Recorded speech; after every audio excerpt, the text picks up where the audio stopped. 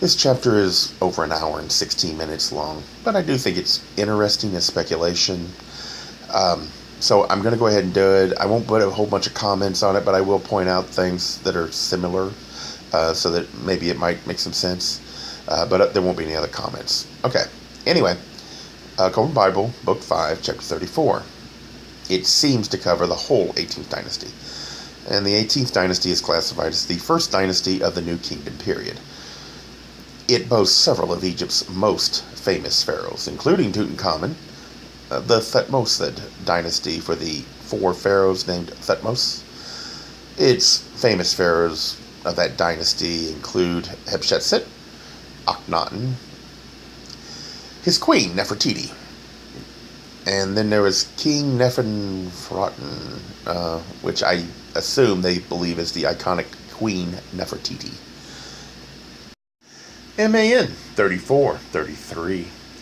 Akhenaten rose to rule while still very young, and though it is said that he died in the grip of a demon, with blood welling up from within his mouth, the other version, that he died a tombless wanderer, seems more probable, for it is so written on the tablets of Amun.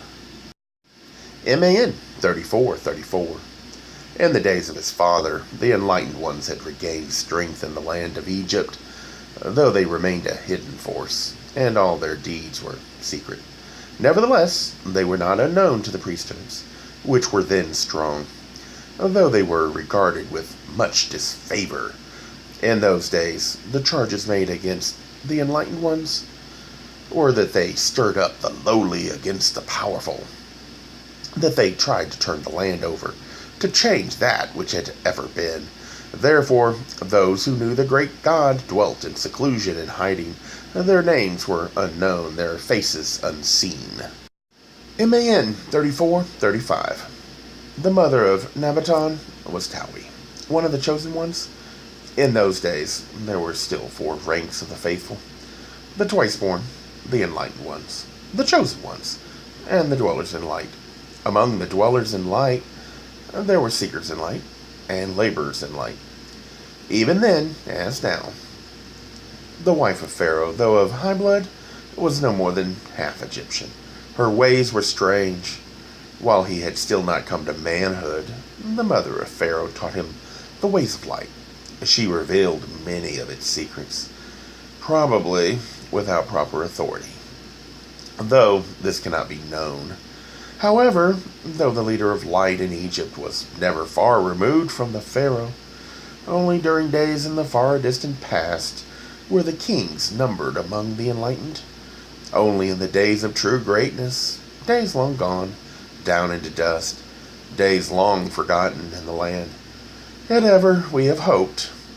The kings bred for goodness, the families reared to conserve spirituality, were swayed between 2 influences, that of the spiritually inspired ones and that of the earthly oriented ones, earthly conditions being what they are, and the purpose of earth being what it is. It was too early in the generations of men to expect goodness to triumph. It is in this that the forces of good are confounded. They anticipate too easy a victory. Yet, though the pestle grinds slowly, it grinds with every blow. MAN 3436. It was the wife of Pharaoh who influenced him to disclose some of the mysteries, which, since the time just mentioned, had been completely withdrawn and very carefully hidden. Thus, though the forces of evil had prevailed in the land, they had not uncovered the inner shrine of the sacred mysteries. Such mysteries as they had discovered proved of little value to them, and were soon so distorted and perverted as to be useless. The great secret of how to penetrate the barrier between the 2 spheres of mortal and spirit was still completely secured. If nothing else, its very dangers would have safeguarded it. MAN 3437. Actually, though it is said that secret mysteries were disclosed, this did not happen.